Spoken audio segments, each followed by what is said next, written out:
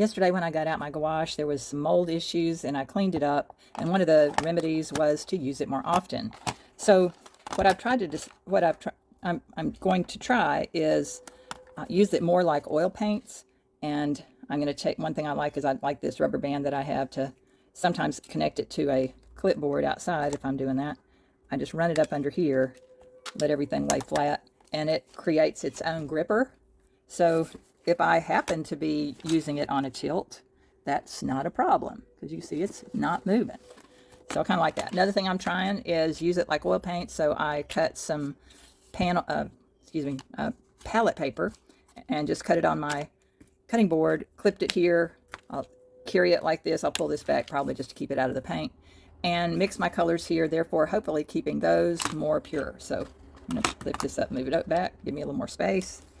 I'm attempting to paint a scene of clouds, and I've drawn it off using sort of the grid method. It's hard to see right now, and today I'm using Kalia, a flat shader, short handle brush because I'm working small, and we'll see how it goes.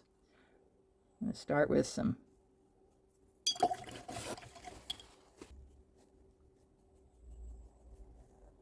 I'm trying to get that. It's a really pretty sky, but there's a storm brewing. So I tried to shade in the area, and see, I'm not sure if my pencil marks will still show. They might. This is, like I said, an experiment. I really like a little bit of that color in there too. I'm painting the negative space behind the clouds, and I'd really like to show my brush strokes on this one. So I'm not trying to be very smooth. But I am seeing the lines through it, so we'll see. Whoop, got that, pick that up a little dark. And I'm going to kind of fade them out a little bit. There was a little bit of blue that comes in here.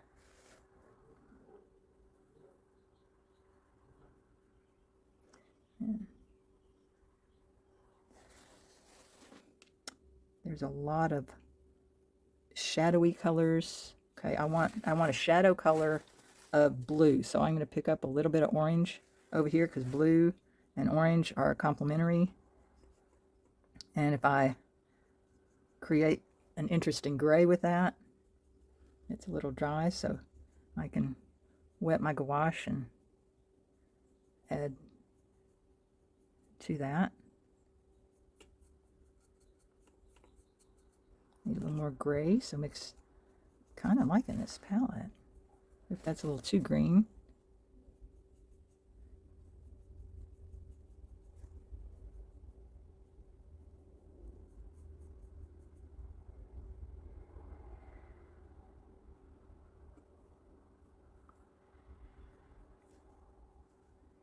Now the darkest part of the clouds, and one thing that's, back up, one thing that's nice about gouache is you can put light over dark and dark over light.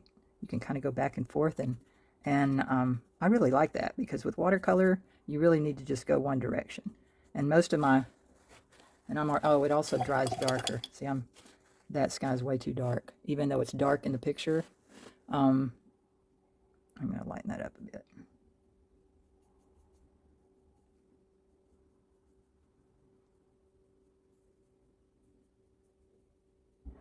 White is very transparent. I mean, is not transparent.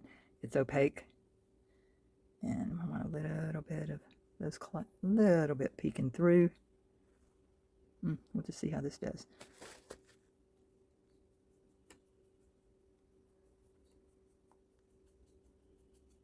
See, watercolor dries lighter than when you put it on. Gouache dries darker.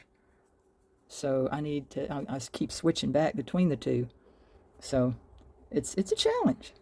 You can re-wet your gouache, which is kind of nice, and it's also kind of dangerous because it can lift up. This is the really, really dark part of the sky, so I want to get that in. soften the edge a bit here. You can hear my cats out on the porch, not sure what they're up to. I thought the rain, you know, kind of following one of the lines, I should have done the back side of that first.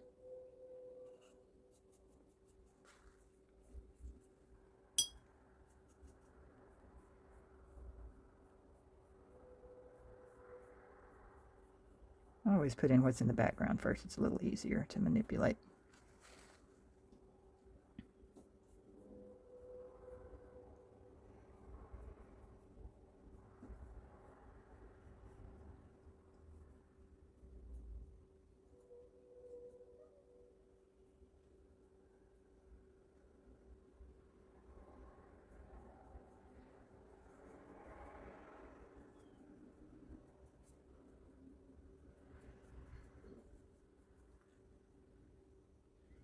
Okay, I'm looking at that gray, and there's a little bit more of that up here, but most of it is down below.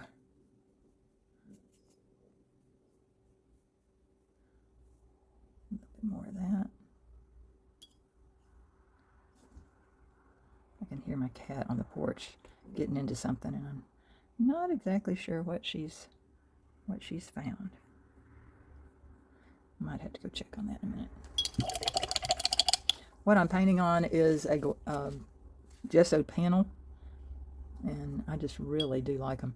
I do want a little warmth in the clouds. I do not want straight white, so I added a little bit of yellow ochre in the clouds to warm them up. And I can always go back and adjust that a little bit, but I rarely use straight white. I want it to look like it's billowing. So I want some of it soft edges. Soft edge, you just got to blur it. It's a little challenging. My photo is really dark at the top, but I just don't want to go that dark. It's just, I might change my mind as I get a little closer. I think I'm gonna have to go see what my cat's up to.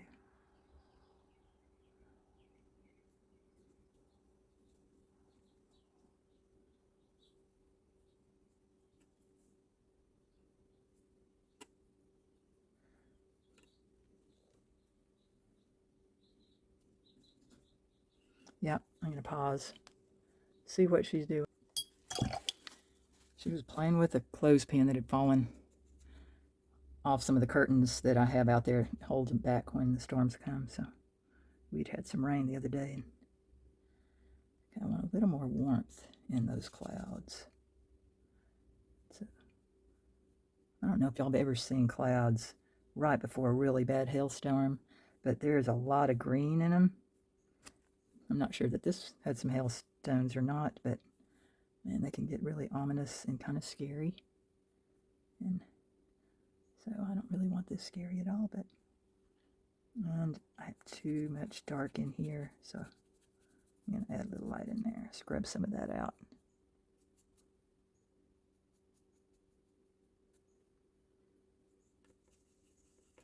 What I like about this palette is because of the slickness on it, I can just re-wet, and this might be the way to go. I guess you could do that. You can kind of do that with the porcelain palette too. She wants to take porcelain outside. All right, it's a little lighter in here. No, a little more warmth. That was too cool.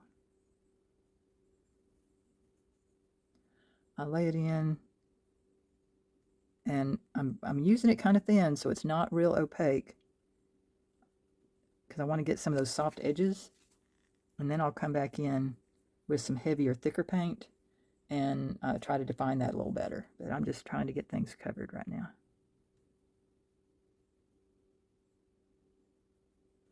But always try not to use pure white when you're painting clouds, because if you compare, pure white to, have a piece of paper out there with you and go, is it really that white? Probably isn't. And then there's some little coolness in here as it's billowing up. shadow. That's a shadow. That's too light for the shadow. Go back and get some shadow color. If you can keep the shadow color separate from the color that's in the light, your painting is going to be a lot more dynamic. And a lot of teachers, instructors that I've had have tried to get that through my brain. But I think Camille Priswatic helped me understand that better than anything. Just separate lights from your darks, shadows, things that are in the light need to have some warmth, and it might even be underneath what you see, the warmth, but I want that really dark. I'm going to come back. Sorry, I'm getting distracted. Got to go back. Isn't that funny? Distracted. None of y'all do that, do you? I'm actually reading a book right now, a Bob Goff book, his most recent one. It's Undistracted. It's like, oh, yeah, I need that book. How to get undistracted. All right, so it's coming off the page here, so I want some soft edges. I don't want to lead you straight off the page with hard edges. Hard edges are edges that are in focus, soft edges that are edges that are blurred. So now I'm just looking at my cloud bank. Might just let it dry just a little bit and come down and work the ground a little bit. Just hitting this ever so lightly. You work with, from my understanding, you still work from thin to thick. And if you know what's nice about gouache, it dries really fast. So, okay, let's go down to the ground. The ground's fairly flat, and I'm gonna rinse out my brush. There's a lot of yellow ochre in the ground, so I'm just gonna pull from my pile back there and put some yellow ochre down. Ultramarine blue has a lot of leans toward the red, more toward violet, so I'm gonna violet and yellow are opposite, so I'm gonna add a tiny bit of ultramarine to that yellow ochre. Let's see how light it is. I want it a little lighter because there's a lot of light right in here. Reminds me of Texas. It's very flat. And I might want to add a little bit of this. Yeah, a little bit of that in there as well. My cat just came in. Pushed the door open. Okay. Hi, Riley. As you get closer up front in this picture, the ground gets much warmer. So I'm going to go ahead and warm that up with some burnt sienna. Very thin. And then I'm going to blur these two lines together.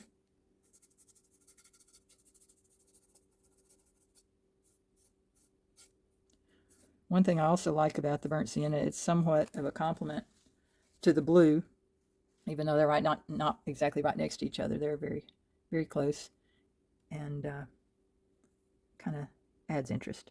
There are some distant trees on the horizon, so I'm going to pick some more of that ultramarine blue. I'm mixing it with the burnt sienna because I want them to read more from a distance. So they're muted in color, but dark on the horizon. Nothing really detailed. I'm going to drag some of this. I don't want it quite that stiff. Kind of bouncing along to indicate other growth, and I don't want them all the same. But anyway, that might be a little too warm to be that far back. So if you want something to go back, you add, it's cooler, it's paler. That is, even in the picture, it was very, very dark, but that's very, very warm. So I'm going to add, I'm going to go more toward the blue tone on this. Add some of that.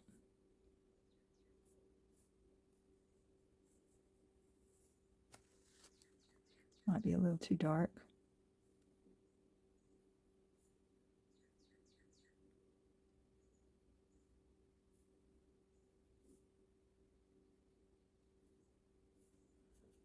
Yeah, lighten it up just a little bit.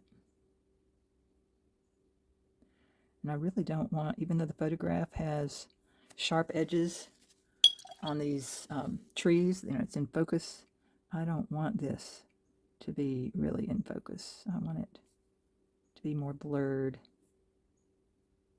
I wet my brush and almost lifted up too much of the foliage, but I think I'm getting more the effect that I wanted. This over here is too dark, so I'm going to lift that off as well. And I'm going to create a kind of path for the viewer. It's going to come this way and lead you kind of into the where the rain is. Maybe have another subtle line over here.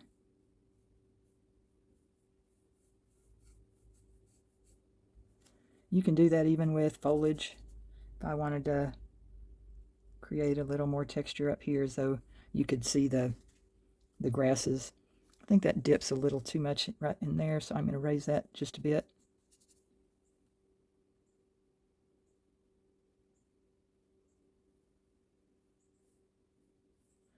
And I like how I'm going to add a little more light right in there. Kind of draw your eye up.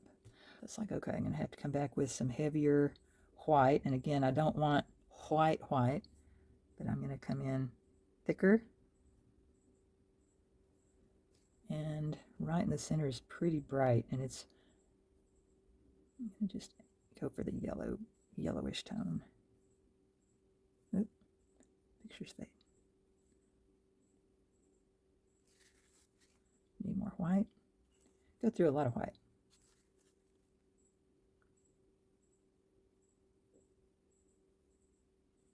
All right, now I'm looking where's the white really bright. There's part of these clouds that are just magnificent, and you want to catch that in the painting as much as you can. I mean, I'm obsessed with clouds, so if you know me very well, you know I stop for unusual cloud formations. If I'm driving, I have a friend that gave me a T-shirt that said that I stop for fascinating or unusual or interesting. I can't remember exactly the words, but yeah, I said that shirt so describes me. All right, so here I'm looking at where the shadows are and where the light falls, and I'm looking for a pattern. It goes in and out, back and forth. Some of it is very subtle. Some of it has very little shift in value. So if it has very little shift in value, it's not going to draw your eyes much. But if it's really light next to really dark, you want to try to capture that. The back side of this is lighter, but not as light as that. Just compare. It's a little lighter, a little darker, warmer, cooler. This in through here is too blue. It needs to be more gray. So I'm going to come back and make some more gray. I made that with a little orange and my ultramarine blue. Sorry, my brain took a hike for a minute. Okay. That's still more on the blue side, so I'm a little more orange. Might even add a little of that burnt sienna in there. It's Orange Lake. Ooh, now that went a little too much to the brown. So I'm going to add more blue back in. Okay. Give it a test. Woo, look how dark that is. It's actually kind of better for down here. It's a little too green too. So I'll blur some of that in. But that is definitely wrong. Color can be so deceptive. Good hint. I didn't use it, but if you have an index card, which I usually keep a bunch around, use it to test your color. Just, ooh, that's way too dark. And then that tells you. All right, so, and it's sometimes with gouache and with oil and not with watercolor, but if you put down a color and it's too dark, well, you can do it somewhat with watercolor, but watercolor you can so totally overmix something. But you see how I put down that dark and then I'm pulling back the light back into it? So I can go kind of back and forth, and then I can, if I'm painting the negative space of the dark, then I can pull that toward other parts of the light. See how I'm just taking some of that light and dragging into what I just did? You can do that when it's wet.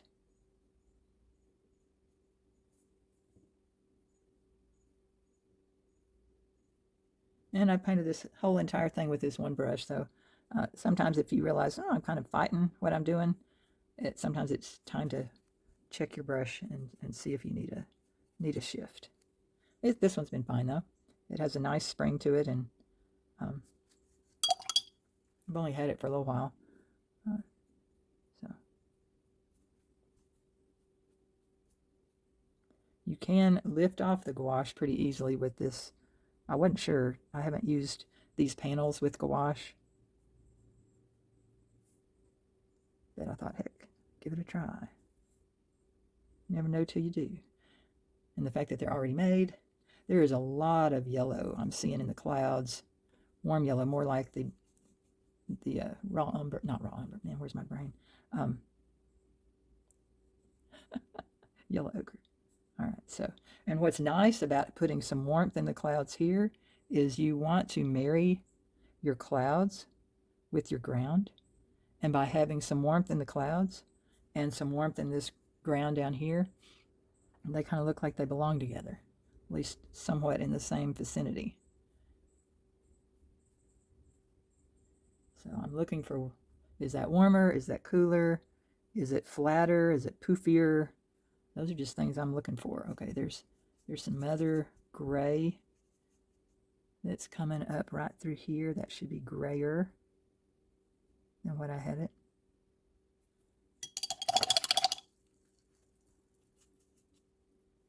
The white out here should be grayer. It's too white to be to me on the edge of my painting. I don't want your eye to be drawn off. You can have some, but you don't want it, say, hey, look at me over here. All right. Now I'm putting in a little more of the highlights. Looking for just little spots here and there that help tell the story. And if it's not staying, your paint isn't fluid enough or thick enough. So I don't want to lift off what I have down below. I don't want to pull it off the canvas. So you want to make sure that you have thicker paint. Now, see the little blue tones now in my clouds. So I have some warm and cool play here. To me, that makes it a little more interesting. And there's a little bit of a random little cloud. Oops, I made that too thick, but hey, it's okay. Oops, dropped my brush.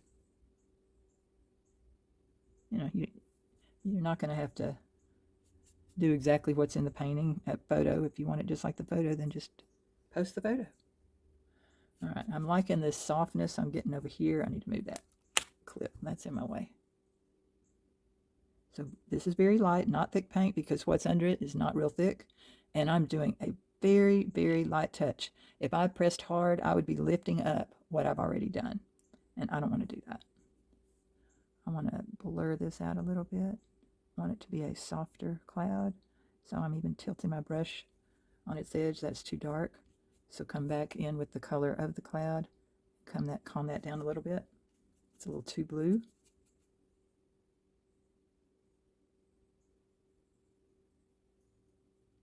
But I didn't want it to really lead you off. Okay, now I'm looking for there's a little bit of really bright, almost pure white. And is it toward the warm, or I think it's more toward the warm. So I'm going to put just a teeny bit of yellow in it, and it's going to be, need it thicker. You might not be able to tell that there's any yellow in it, but that's okay. I'm running it through on my palette.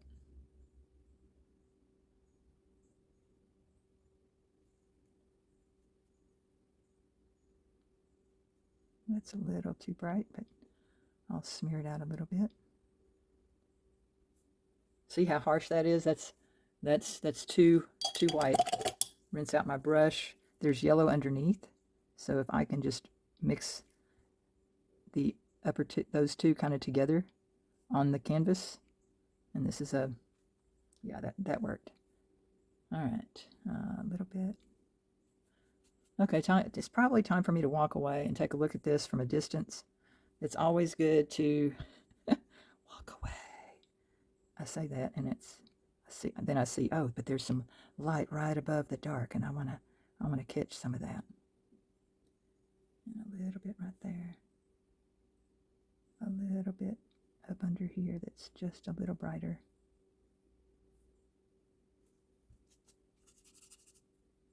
I'll tell you what, if you've never tried this palette thing, I'm loving the palette with the gouache. It just remixes so nicely. And it's easy cleanup. All I have to do is, throw it away. Ooh, I've got to be really careful. See, I'm lifting it up. Oh, I'm overworking it. Sounds like a watercolor painting. Overwork, overwork. Leave it alone. Sorry. I talk to myself when I paint. Need to dull that down. Notice I did not touch my black. I'd rather mix my grays. And, I mean, what? I used 3, 4.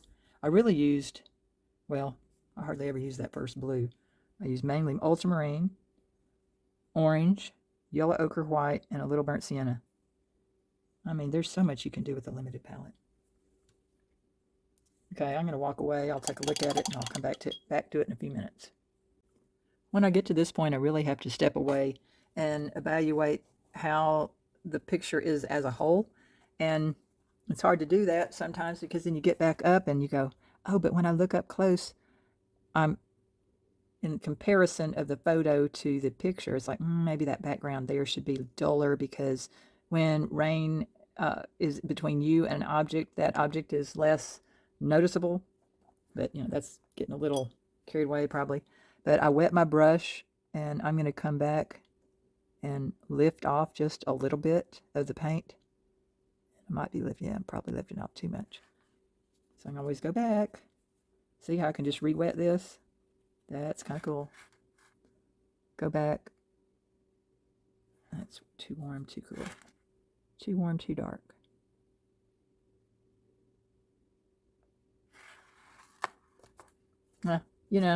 I don't think that made any difference. And I think I probably end up putting it back just as dark. So be careful if you have any moisture on your brush. It will lift on this surface.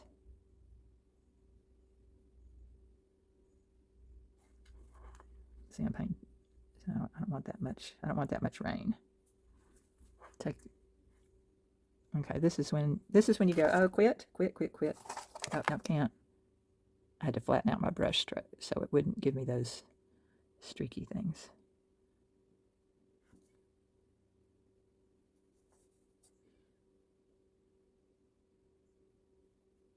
Trying to soften a little bit.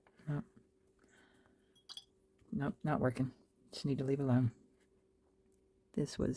I wanted that a little more gradual.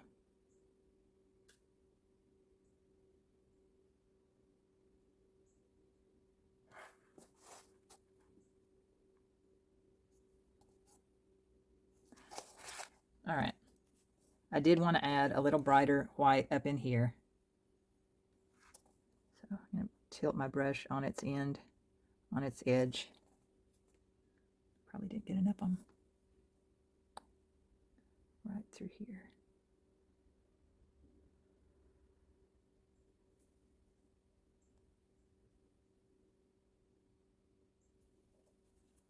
There's little bitty bits of cloud that come up and catch. But honestly, I just need to leave it alone because I'm going to end up ruining it. And I don't want to do that. One thing I did notice when I looked at the photo a little closer, well, I'll go ahead and show you. I can do it. I'm going to put a little bit of foliage hints in the foreground. See if I can do it flat without, so that it's too wet.